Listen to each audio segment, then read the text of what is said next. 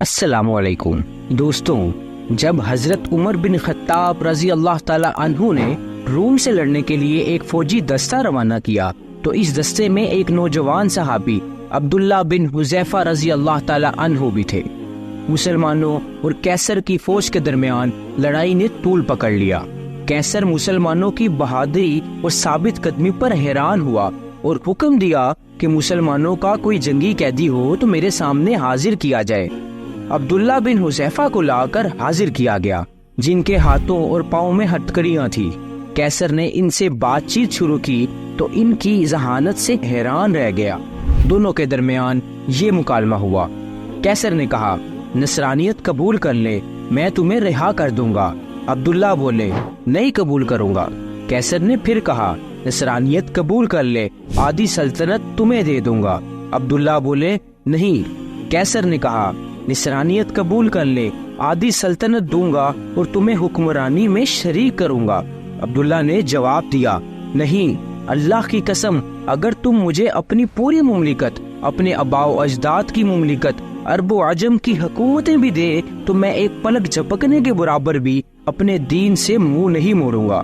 اس جواب پر کیسر غضبناک ہوا اور کہا، میں تجھے قتل کر دوں گا۔ عبداللہ بولے، تو مجھے قتل کر دے۔ کیسر نے حکم دیا کہ ان کو ایک ستون پر لٹکا کر ان کے آس پاس تیروں کی بارش کی جائے، پھر ان کو عیسائیت قبول کرنے یا موت کو گلے لگانے میں سے ایک بات کا اختیار دیا جائے۔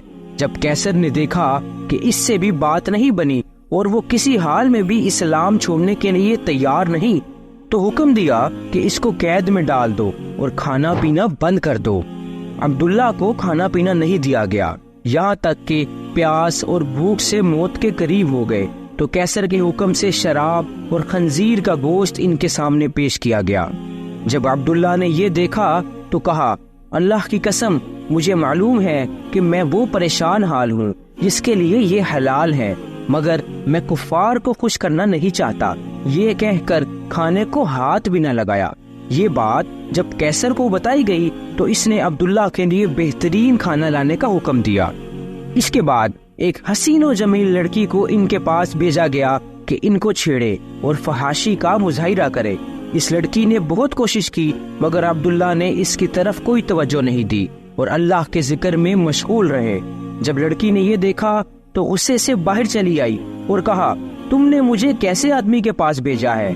میں سمجھ ہی نہ سکی کہ وہ انسان ہے یا پتھر۔ اللہ کی قسم، اس کو تو یہ بھی معلوم نہیں ہوا کہ میں مذکر ہوں یا مؤنث۔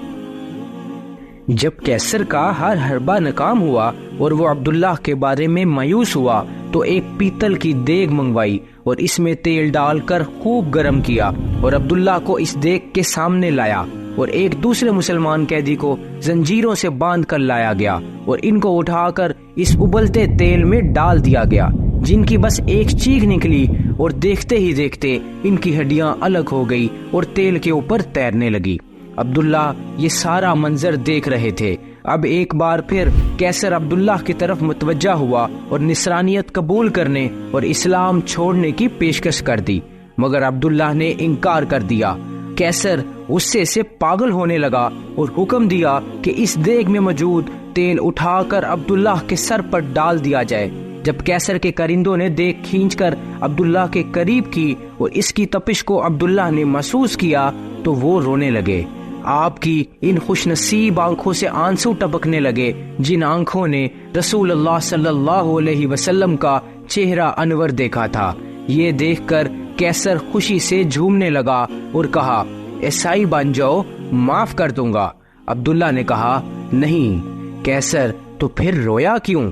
عبداللہ بولے، اللہ کی قسم، میں اس لیے رو رہا ہوں کہ میری ایک ہی جان ہے جو اس دیگ میں ڈال دی جائے گی۔ میری یہ تمنا ہے کہ میرے سر کے بالوں کے برابر جانے ہوں اور وہ ایک ایک کر کر اللہ کی راہ میں نکلیں۔ یہ سن کر کیسر نے مایوسی کے عالم میں عبداللہ سے کہا، کیا یہ ممکن ہے کہ تم میرے سر کو بوسہ دو اور میں تمہیں رہا کر دوں؟ عبداللہ بولے، اگر میرے ساتھ تمام مسلمان قیدیوں کو رہا کرتے ہو تو میں تیرے سر کو بوسہ دینے کے لیے تیار ہوں۔ کیسر نے کہا، ٹھیک ہے، عبداللہ نے اپنے ساتھ دوسرے مسلمانوں کو رہا کرنے کے لیے اس کافر کے سر کو بوسہ دیا اور سارے مسلمان رہا کر دیے گئے۔